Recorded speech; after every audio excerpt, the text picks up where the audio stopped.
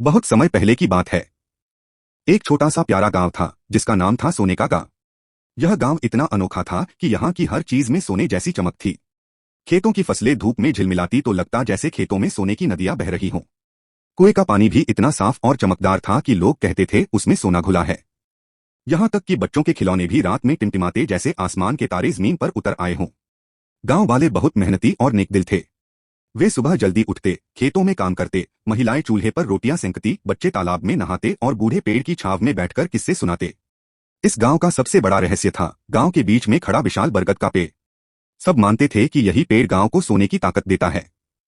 गांव में एक नन्हा बच्चा था, नाम था गुड्डू। गुड्डू बहुत जिज्ञासु था। वह हर समय सवाल पूछता, हमारे खेत सोने जैसे क्यों हैं? कुएं का पानी इतना चमकदार क्यों है?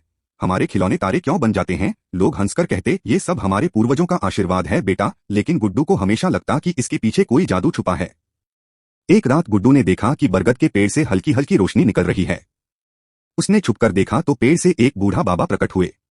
उनके हाथ में सुनहरी लाठी थी और चेहरा चांद जैसा चमक रहा था। बाबा मुस्कुराकर बोले, गुड्डू बेटा, मैं हूं सुनहरी बाबा। यह गांव इसलिए चमकता है क्योंकि यहाँ के लोग मेहनती और ईमानदार हैं। अगर कभी गांव वाले लालच करने लगेंगे तो ये सोने की बरकत खत्म हो जाएगी। गुड्डू ने हाथ जोड़कर वादा किया, बाबा, मैं हमेशा गांव को खुश रखूंगा। लेकिन हर अच्छी चीज पर बुरी नजर पड़ ही जाती है।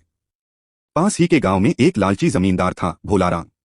जब उसने सुना कि इस गांव में सोना निकलता है तो उसकी आंखें लालच से भर गईं। उसने सोचा, अगर मैं उस बरगद का जादू हथिया लूं तो पूरा सोना मेरा हो जाएगा। एक रात भोलाराम अपने आदमियों के साथ सोने के गांव पर हमला करने आया। वे बरगद का पेड़ काटने लगे। जैसे ही कुल्हाड़ी पेड़ पर लगी, पूरा गांव कांप उठा।